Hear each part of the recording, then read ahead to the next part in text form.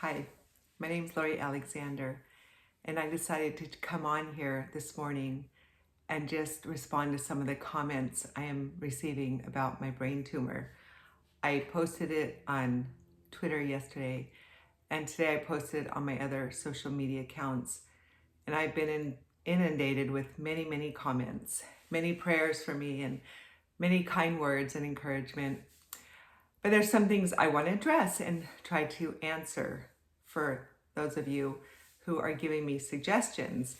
Someone said that I should go on a water fast to try to cure my tumor.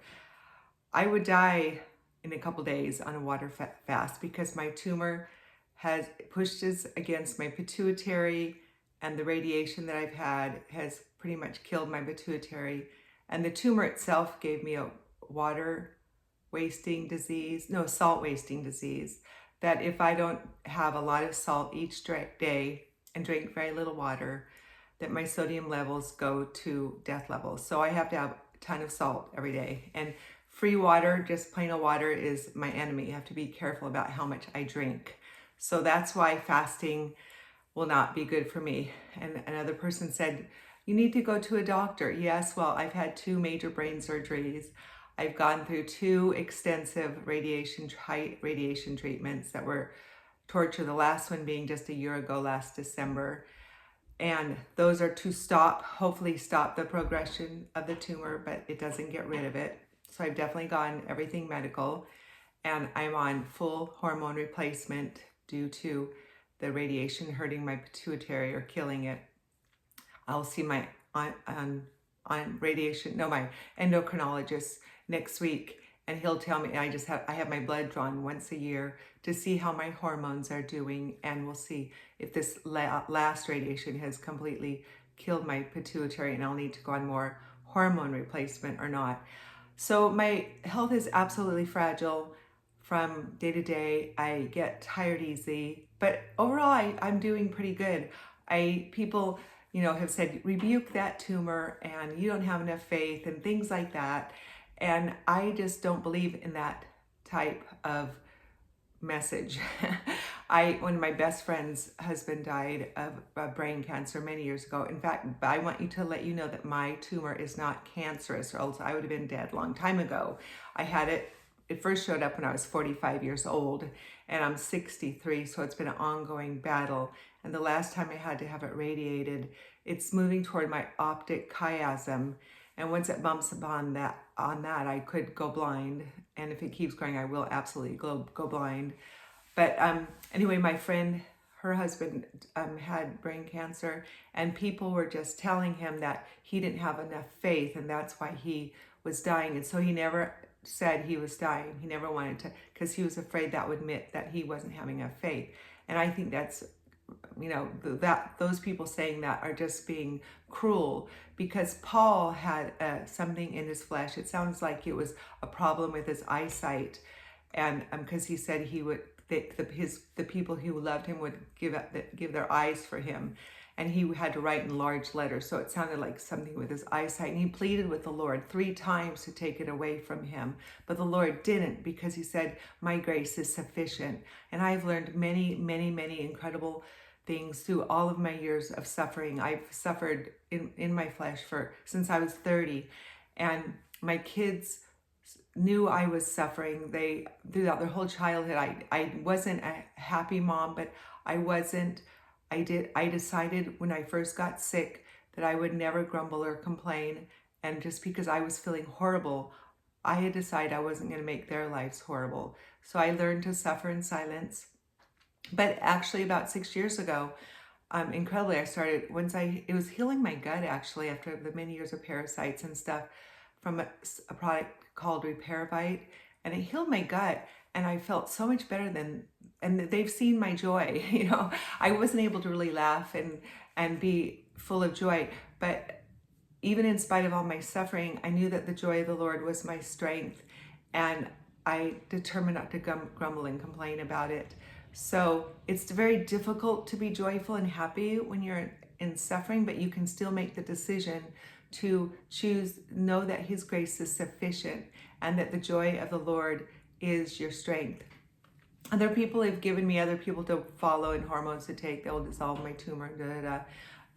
I am doing everything I can to live a healthy lifestyle. I research and study. If I find out something's not good for me, I stop eating it completely. I walk long. I walk 40 minutes every day, at least an hour on Saturdays. I sit in the sunshine a lot. I am with my grandbabies and loving and hugging them. I've had one of my children here and their family here for 2 weeks, so I'm incredibly exhausted.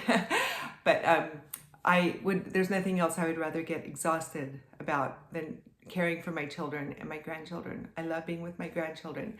And that's why I never mind growing older, because every birthday is a celebration to me that I've lived this long. It's just, I absolutely easily could have died when I was 45 years old. I was very close to dying. And then a couple other times when my sodium got really, really low, precariously low, before we knew exactly what I needed to do in order to prevent that. So I just know every day is a blessing. It's a gift from him. And any of us could die tomorrow or today. You know, all of our lives are fragile. Yeah, I know my life is more fragile than many, but that's life on this planet. Through all my years of suffering, I've learned that. And I never, ever blame God. I've never said life isn't fair, because I know life isn't fair. You know, life is just what it is. And God promises us that he's good, and that he loves me, and that all things work together for my good and for his glory. And I can see that it's strengthened my marriage. I love the ministry that he's given me. I don't care about being famous or having a bunch of stuff. I don't need my own private jet or a big mansion. I mean, I feel like we live in a gorgeous home, but I don't care about, you know, I'm at the age where, and the stage in my life where, and I have been for a long time, where I just don't want a lot of stuff. I don't want clutter. I know the things of this world. When you're real ill and close to death, you can see how the things of this world mean nothing. It's the people that you love. My marriage is stronger than ever. We've been married over 41 years, and he's the only man I've ever been with. And we can see the incredible blessings of that as we age, grow old together, of just being with one person and just loving that person until death do us part, raising children together, loving on our grandchildren together, sharing all those wonderful experiences together. God's plan for us is so good. And tumors and sickness and illness we live in a fallen world. I've never blamed God. I know that he will use it for my good, but I've never blamed him. And my children saw that. My children saw through their whole childhood me not grumbling and complaining and never questioning my faith or questioning God. My goal in my sickness and raising my children, I couldn't teach them everything. Like, I couldn't teach them a lot of things around the house, but I taught them about the Lord and his ways. I read the Bible to them. I had them memorize scripture. I disciplined them. I disciplined them diligently when they were young. And they saw my faith. They saw that I was strong in my faith, and how his grace truly is sufficient. So God has brought so much good out of this, and this ministry that he's blessed me with. I had no clue I would have this type of ministry. I always loved to teach since I was a little girl, but I knew I was a terrible writer. But I started writing anyway to mentor this one girl, and I became a good writer. And then I was never going to do videos because I thought, I'm a terrible public speaker. But here I am doing videos and love doing them. You know, they're not my favorite thing, but I don't mind doing them anymore. I've had to learn not to say and but and all the things that it's easy to say, like some people say like every other word. It kind of drives me crazy. You kind of have to watch yourself back and see, oh, I need to get rid of that. But God's good. His grace is sufficient.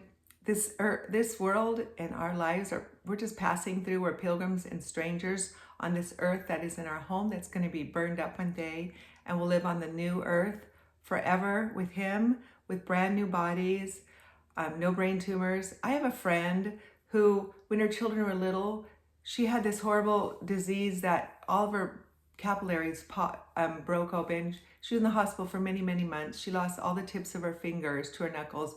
She has from her up above her knees, she lost those, so she has no legs. She's one of the most joyful women I know. So, you know, there's always going to be pain and suffering. She loves the Lord deeply, But without him, life is meaningless. Without the people in our lives to love and care for. I love teaching you women about God's beautiful ways. Lord, yeah, I get mocked and slandered and all the time. But that doesn't bother me because I know that what I'm teaching is good and produces really good fruit. I get letters every day from women telling me that his word does not go back void.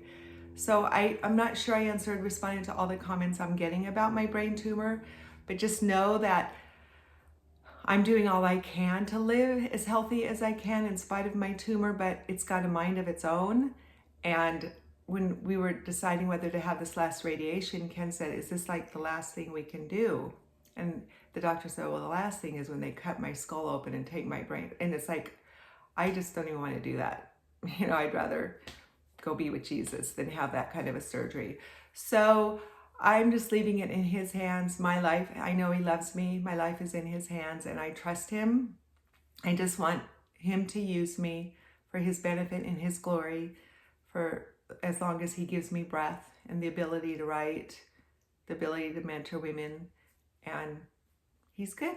So thank you for your prayers, for your many comments of encouragement. I'm going to try to get through them all.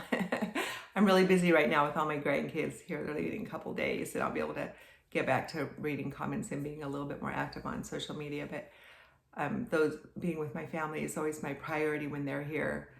Anyway, I'll count it all joy, women, when you're going through various trials, knowing that the testing of your faith produces good things, or promised tribulation. All of my college friends, all of them, we've all been through really difficult trials. No one gets through life without trials, but it's how we handle them that counts. Do we rely upon Jesus Christ, or do we just fall into a pit of depression and, whatever? No, choose joy. Know that he's good and his plan for us is good. His plan for you is good. Have a good day. Bye-bye.